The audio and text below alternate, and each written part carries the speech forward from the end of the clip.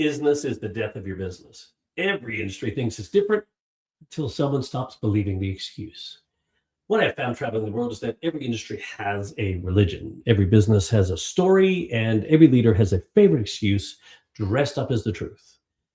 You've heard them, you've probably even said them. That's just how it is in our business. That's how it is in our industry. That's just the way it is. The isness, the comfortable belief system, yesterday's logic dressed up as tomorrow's strategy. Everything else, the wisdom, the experience, the authority, is just camouflage.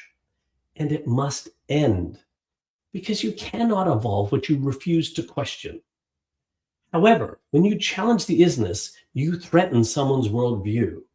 That's why it gets defended like religion. Not because it's true, because it's familiar, because people have built their identity around it. Admitting it's wrong means they've been protecting the wrong thing for years. I can't tell you the number of times that I had been told, but Dave, you don't understand how it is in our industry. But Dave, you don't understand how it is in our business.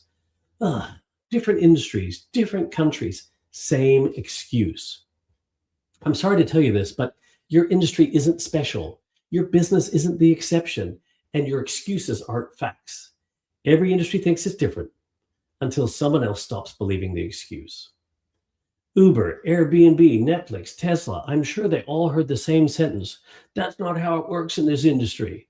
That's the disruption arriving, not as a new idea, but as a refusal to keep worshiping the old one. Interruption sounds like this. What if the way we've always done it is the problem? What if our structure is slowing us down? What if our culture protects the past instead of creating the future? What if we're the ones in our own way? And the question trailblazers don't avoid, if we weren't already doing it this way, would we choose to do it again? If it isn't an immediate yes, it's a no. That's your isness. End it.